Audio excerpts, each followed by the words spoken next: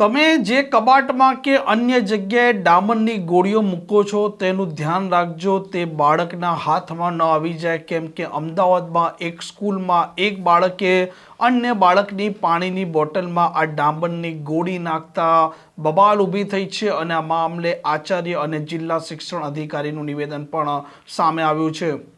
વૈષ્ણવજન તો તેને કહીએ જે પીડ પરાઈ જાનાને રે. નમસ્કાર, આપ જોઈ રહ્યા છો નવજીવન ન્યૂઝ. હું છું આપની સાથે તોફિક કાચી. વર્તમાન સમયમાં બાળકો છે તે સ્કૂલમાં આક્રોશિત થઈ રહ્યા છે. અમદાવાદની 7th ડે સ્કૂલ હતી, તેમાં એક બાળકે અન્ય જે બાળક છે તેની હત્યા કરી દેતા ખળભળાટ મચી જવા પામ્યો છે. અને વધુ એક ઘટના અમદાવાદની મણિનગરની દુર્ગા સ્કૂલમાંથી સામે આવી છે, જેમાં એક બાળક છે જે ધોરણ 6માં અભ્યાસ કરી રહ્યો હતો. તે બાળકે તેના જ ક્લાસમાં રહેલા અન્ય વિદ્યાર્થીની પાણીની બોટલ છે તેમાં ડામરની ગોળી નાખી દીધી હતી. અને અન્ય વિદ્યાર્થી જ્યારે આ પાણી પીવા માટે બોટલ ખોલે છે તે સમયે તેમાં દુર્ગંધ આવે છે. શિક્ષકોને જાણ કરે છે અને શિક્ષકો આ બાળક છે તેને તાત્કાલિક હોસ્પિટલ લઈ જાય છે. આ ઘટના થોડાક દિવસ પૂર્વેની હતી, પરંતુ હવે તેના CCTV પણ વાયરલ થયા છે અને આ મામલે બબાલ પણ ઊભી થઈ છે અને વાલીઓ પણ ચિંતિત બન્યા છે. અને આ દુર્ગા સ્કૂલના જે આચાર્ય છે કેતન શાહ, તેમનું પણ આ મામલે નિવેદન સામે આવ્યું છે. કેતનભાઈ આર શાહ, પ્રિન્સિપાલ દુર્ગા વિદ્યાલય હાઈસ્કૂલ મણિનગર. અચ્છા, આપની સ્કૂલમાં બે વિદ્યાર્થીઓ વચ્ચે કંઈક વસ્તુ મેળવવાની કંઈક વાત થઈ, કઈ શું ઘટના હતી અને આપ દ્વારા શું પગલાં લેવામાં આવ્યા? આ પ્રાથમિક વિભાગમાં ધોરણ 6માં અભ્યાસ કરતા વિદ્યાર્થી હશે અને 23 તારીખને બુધવારે જ્યારે 4 વાગ્યાની રિસેસ પડી ત્યારે વિદ્યાર્થીઓ બહાર ગયા. એમાં આ બે વિદ્યાર્થીઓ વર્ગમાં હજી રિસેસમાંથી બહાર જતા પહેલાં એ વિદ્યાર્થીએ પોતાના ખિસ્સામાંથી એક ડામરની ગોળી જેવું કાઢી અને જે વિદ્યાર્થીની વોટર બેગ ત્યાં પડી હતી એ વોટર બેગની અંદર એણે ગોળી નાખેલી. ત્યાર પછી બધા બહાર જતા રહ્યા. રિસેસ પૂરી થઈ, બધા વિદ્યાર્થીઓ વર્ગમાં આવ્યા અને જે વિદ્યાર્થી હતો એણે પાણી પીવા માટે એની પોતાની બોટલ ખોલી એટલે છોકરાને સ્મેલ આવી. એને સ્મેલ આવી એટલે એણે પોતે બાજુવાળાને અને પાછળવાળાને બધાને સૂંઘાડી. પછી તરત જ વિદ્યાર્થીઓ એને લઈ અને અહીંયા કાર્યાલયમાં આવ્યા.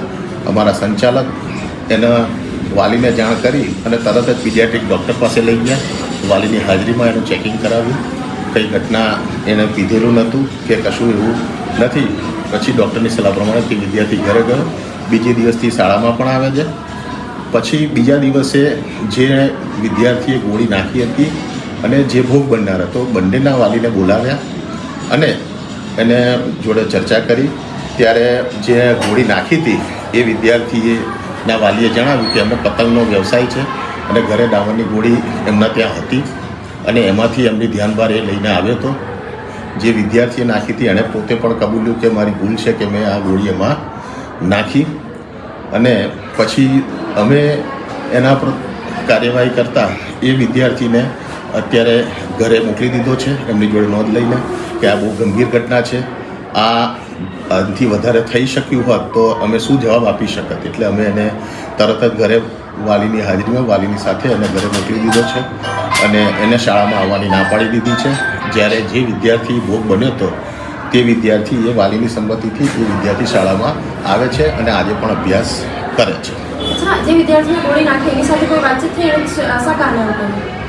એ વિદ્યાર્થી એના વાલીની સાથે જ હતો, રડતો હતો, એ કહેતો હતો કે મારી ભૂલ થઈ ગઈ અને 6ઠ્ઠા ધોરણમાં છે એટલે સ્વાભાવિક છે કે એની ઉંમર પ્રમાણે એની ગંભીરતા ખબર નહીં હોય અને એણે આ ગોળી નાખેલી છે. ના, બંને મિત્રો હતા, એક જ પાટલી પર બેસે છે, દરરોજ જોડે બેસે છે. એ દિવસે પણ જોડે જ બેઠા હતા. ઇવન જ્યારે વિદ્યાર્થીએ આ સૂંઘીને એ કર્યું ત્યારે એ જ વિદ્યાર્થી એને જોડે લઈને કાર્યાલયમાં આવ્યા હતા બધા. અચ્છા, શાળાએ વિદ્યાર્થીને પૂછવાનું કોઈ પૂછ્યું ખરી કે આ વિદ્યાર્થી આવું કેમ કર્યું? હા, વાલીની હાજરીમાં અને એ વિદ્યાર્થીને વાલીની હાજરીમાં જ વિદ્યાર્થીને પૂછ્યું છે. એટલે વાલીના પણ ધ્યાનમાં રહે કે આપનું બાળક જ્યારે ઘરેથી શાળાએ આવે છે ત્યારે પોતે જે અભ્યાસ માટેના પુસ્તકો લાવવાના હોય સાથે સાથે શું લઈને આવે છે તે વાલી પણ ધ્યાન રાખે. અને એમની ધ્યાન બહાર એમણે કબૂલ્યું કે ભાઈ મારું ધ્યાન નથી પડ્યું, ઘરમાં ડામરની ગોળી છે, એણે ક્યારે લીધી એમને ખબર નથી. ઓકે, બિલકુલ. આટલી મોટી ગંભીર ઘટના બની, ક્યારે ઘટના બની હતી, કેટલા દિવસમાં ડીઓને જાણ કરવામાં આવી, ડીઓએ શું પગલાં લીધા આ બાબતમાં? 23 તારીખે જ્યારે ઘટના ઘટી ત્યાર પછી અમે પહેલું કામ તો વિદ્યાર્થીને કેર કરવાનું હતું અને પીડિયાટ્રિક ડૉક્ટર પાસે લઈ જઈને અમે એની કેર કરી. ત્યારબાદ અમારા એઈઆઈ છે જોશી સાહેબ હતા, એમની જોડે અમે વાત કરી અને સાહેબ સાથે એ રીતના વાત થઈ છે. અચ્છા, વાલીનું એવું પણ કહેવું છે કે બાળકને વોમિટ પણ થઈ હતી અને ત્યારબાદ હોસ્પિટલ લઈ ગયા. ના, વોમિટ થઈ નથી. ઓકે, ડીઓ સાથે વાત થઈ, ડીઓ તરફથી શું સૂચન કરવામાં આવ્યું, કેવા પગલાં લેવામાં આવ્યા? ડીઓ આ વાલીઓને અને વિદ્યાર્થીઓની કેર વધારેમાં વધારે કરવાનું અને ફરી વખત આવી ઘટના ન બને તેનું ધ્યાન રાખવા માટે ખાસ સૂચન કરેલ છે. કોઈ નોટિસ પાઠવવામાં આવી છે સ્કૂલને? ના, શાળાને કોઈ નોટિસ પાઠવવામાં આવી ખાલી મૌખિક વાત કરવામાં આવી. મૌખિક વાત થઈ છે. આમ જે પ્રકારે આ દુર્ગા સ્કૂલમાં ઘટના બની છે, આ ઘટનાના પગલે સૌ કોઈ વાલીઓ છે તે ચિંતિત છે અને બાળક છે, આ બાળકના પરિવારજનો પતંગના વ્યવસાય સાથે સંકળાયેલો હોવાથી તેમના ઘરમાં ડામરની ગોળી હતી અને જ્યારે આ મામલો ઉજાગર થયો ત્યાર પછી જિલ્લા શિક્ષણ અધિકારી પોતે પણ હરકતમાં આવ્યા છે અને દુર્ગા સ્કૂલ છે તેને નોટિસ પાઠવી ખુલાસો માંગવામાં આવ્યો છે અને 10,000 રૂપિયાનો દંડ પણ ફટકારવામાં આવ્યો છે અને આ મામલે જિલ્લા શિક્ષણ અધિકારી રોહિત ચૌધરી છે તેમનું નિવેદન પણ સામે આવ્યું છે.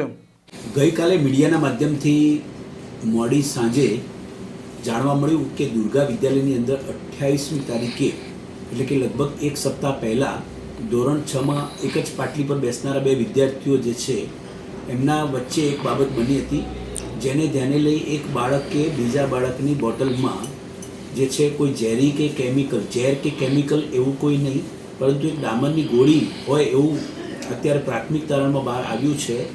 એટલે વર્તમાનપત્રમાં ઝેર નાખવામાં આવ્યું તે બાબતોને અહીંયાથી અમે એને દૂર કરીએ છીએ. બીજું કે આ બાબતના પ્રાથમિક અહેવાલો અમે મંગાવી લીધા છે, શાળાને શોકોઝ નોટિસ આપી છે, તાત્કાલિક અસરથી ખુલાસો કરવા જણાવ્યું છે, સીસીટીવી ફૂટેજ પણ અમે માગી લીધા છે. સીસીટીવી ફૂટેજ અને વિગતવાર અહેવાલ આવેથી આગળની બાબતોનો સ્પષ્ટ ખ્યાલ આવશે. પરંતુ શાળાએ જે બેદરકારી દાખવી છે એ દાખવી છે કે જ્યારે ઘટના 28 તારીખે બને છે અને એક સપ્તાહ સુધી તમે આ પ્રકારની બાબતોનો તમે અત્રેની કચેરી સુધી તમે કોઈ રિપોર્ટ કરતા નથી, જાણકારી આપતા નથી. તે બાબતોની ગંભીરતાને ધ્યાને લઈ શાળાની ઉદાસીનતા જોઈ સદર શાળા દુર્ગા વિદ્યાલયને 10,000 રૂપિયા દંડ આરટી તહેત કરવાનો નિર્ણય પણ કર્યો છે. સાથે સાથે વધુમાં વિગતવાર અહેવાલ આવશે, ત્યારબાદ આગળનો નિર્ણય લઈ શકાશે. પરંતુ બાળકો વચ્ચે ક્યાંક પ્રાથમિક અહેવાલમાં એવી બાબત આવી છે કે મૂળ મજાકમાં એક બાળકે બીજા બાળકની બોટલમાં આ પ્રકારનું મૂક્યા પછી બાળકે એની જે દુર્ગંધ આવતા એ તરત જ પ્રિન્સિપાલ ઓફિસમાં આ બધા વિદ્યાર્થી સાથે જ ગયા છે અને તરત જ એના વાલીને બોલાવીને શાળાએ હોસ્પિટલમાં તાત્કાલિક અસરથી તો પણ આવું તપાસ કરવા માટે કે ભલે બાળકે પીધું નથી પાણી છતાં પણ તપાસ પીડિયાટ્રિશિયન પાસે કરાવી અને બાળક એકદમ સ્વસ્થ જ રહ્યું છે અને ત્યારબાદ પણ એ દરરોજ શાળામાં શૈક્ષણિક કાર્ય માટે આવે છે. એટલે એ રીતે જોવા જઈએ તો આ ઘટના આ પ્રકારે બનેલી છે. પરંતુ આ બાબતને એવું ચોક્કસ ગંભીરતાપૂર્વક લેવું જોઈએ એ બાબતનું અમે તમામ શાળાઓને પણ આ સાથે તકેદારીના પગલાં લેવા શિસ્ત સમિતિની શાળા કક્ષાએ જે રચના કરવા બાબતની જે સૂચના આપેલી છે તે પ્રમાણે શાળાઓમાં કામ થાય તે પ્રકારનું પુનઃ અમે તમામ શાળાઓને તાકીદ કરી જાણ આપ કરી.